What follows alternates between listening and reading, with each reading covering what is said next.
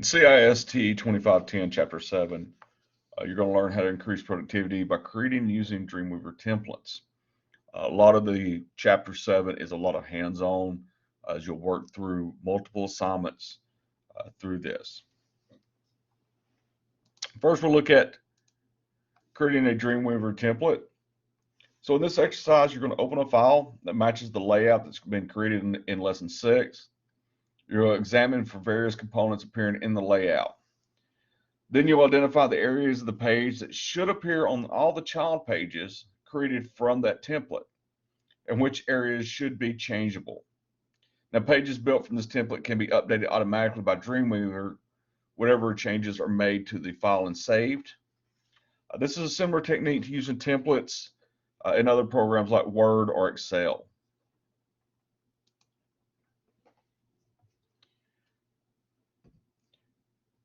In removing the unneeded content or components, so a template contains various sample elements that you will populate with product descriptions and other editorial content. It should only contain a handful of sample elements, so the fewer of those, the better. The starter layout contains an image carousel, card-based section, and a list-based section.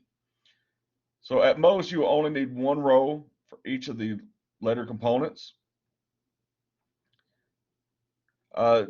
Deleting content that's not needed is prone to error and can break bootstrap structure. So I advise you to be careful when selecting and deleting. I would recommend using the tag selectors for these operations, as this is an essential skill. Now, another useful tool will be using the DOM panel. So in either case, the live view document window should show the elements selected, and that is a good way to confirm that the correct components are selected as well.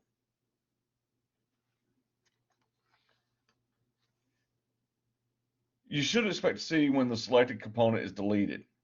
Now remember, when deleting elements, be sure the element displays a blue border. An orange border indicates that only the content when the element is selected, not the element itself. Now when you're finished with a section, the card-based and list-based sections should be down to one row each, but otherwise unchanged. Also, it's essential when working with responsive layouts that you maximize the size of the document window to at least 1200 pixels.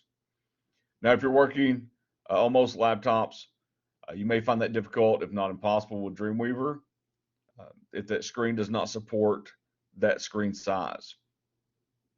So if you're working on a laptop and you have to widen the document larger than the display, you'll need to use the slide to slide the window left and right to work on each of the documents.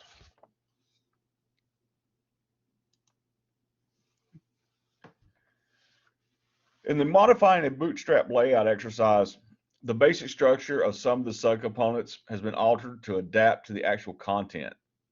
So this is an important concept for you and should not be overlooked. So a design works well in concept, but often the reality of the contents that you or your clients require, it's going to require that the original concept be altered or adapted to that content. Now, sometimes these changes are simply to make the content look better. So this exercise shows you how the basic structure and behavior of Bootstrap can be changed using CSS classes. So this is a good overview of Bootstrap itself, and it's a gateway into other discussions of using this or other frameworks. Now, as you change the assigned classes, you may notice that Dreamweaver lists other classes available in the hinting menu from that predefined style sheet. So when changing these classes, typos are a consistent threat. So make sure you double check your work.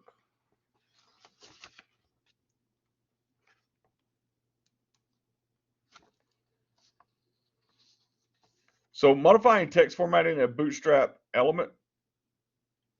So along with the underlying structure of the Bootstrap layout, there's also a ton of predefined text styles, some of which are being used within the sample web page. So in this exercise, you're shown how to identify these styles and modify, override, or remove them.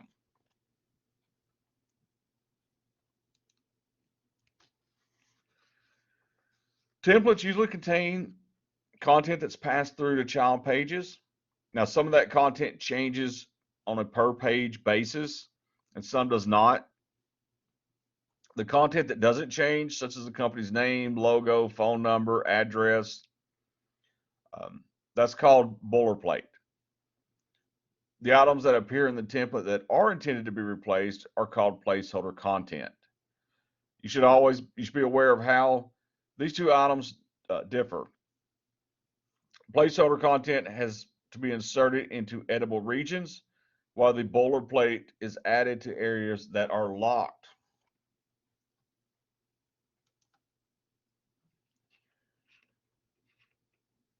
Semantics is the concept that a page contents can reveal its purpose or intent to search engines or other applications by the nature of its HTML structure.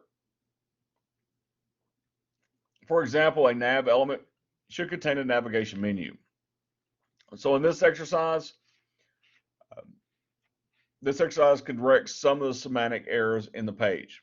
Now, much of the work you need to do for a web page will never be seen or is even meant to be seen by the visitors of your site. So the semantic code and structures are intended for Google and other search engines. Now, by adding these elements and structures, you're making the content easier to find and index, so more visitors should be able to find your website.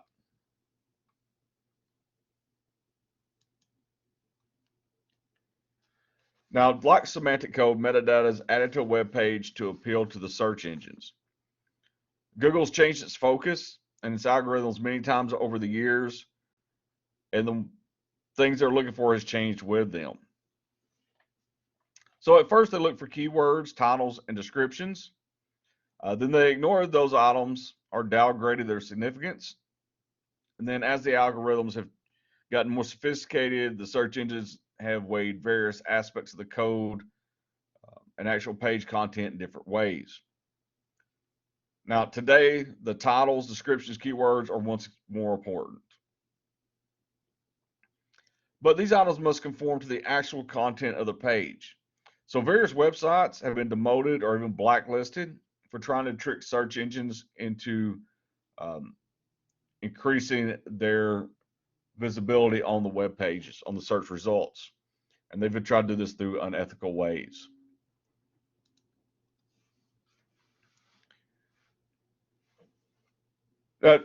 Although Dreamweaver writes clean, standard-based HTML and CSS code, you may unintentionally build non-compliant code structures or components without knowing it.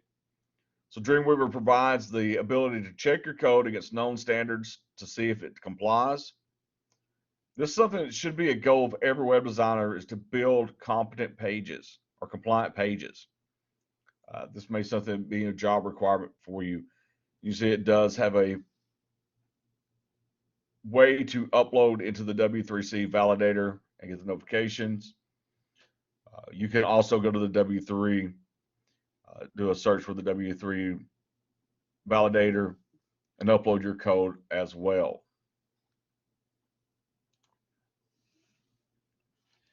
Now, editable regions are the most important purpose of Dreamweaver templates. So without these editable regions, there's really no reason for them at all, for the templates at all. So in these exercises, you're going to learn how to create editable regions for 3 different types of content. So now this image carousel you're going to be using will only be used on certain types of pages, but not all the pages in the site. So you're going to learn how to create an optional editable region to accomplish this. One thing to keep in mind that this template workflow does not work in live view, so you're going to have to work in design or code view. You should depend on tag selectors and the DOM panel when selecting and manipulating these elements.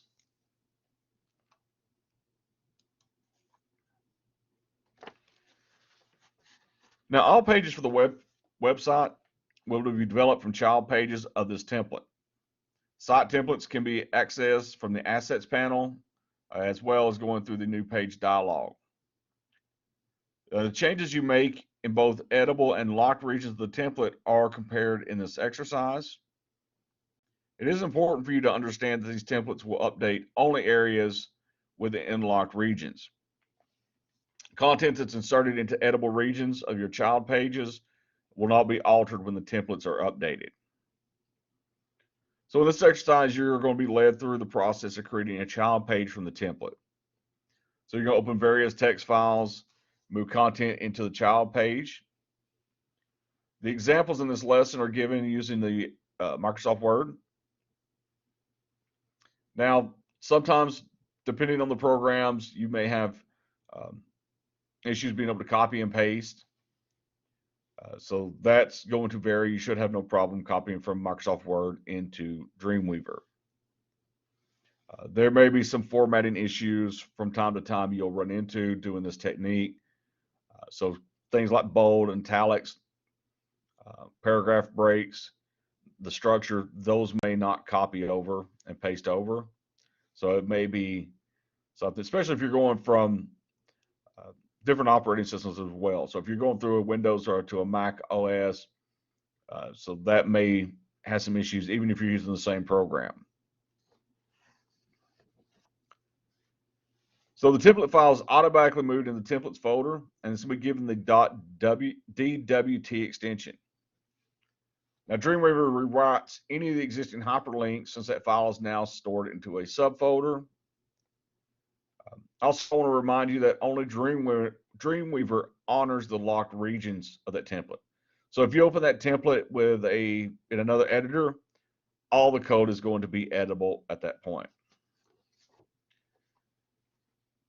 Now, in this chapter, it doesn't devote much attention to this subject, but you want to make sure that you populate the titles and the metadata placeholders in your pages. So in this chapter, and when we're looking at updating a template, you're going to be shown firsthand how templates function. You're going to be editing the placeholder text and then updating the child pages that you've created earlier in chapter 7 or lesson 7. So in here, you will learn how to remove the optional regions and editorial sections that are not going to be needed for specific pages. Once you're finished, be sure to save your files, zip up your folder, and submit it to Blackboard.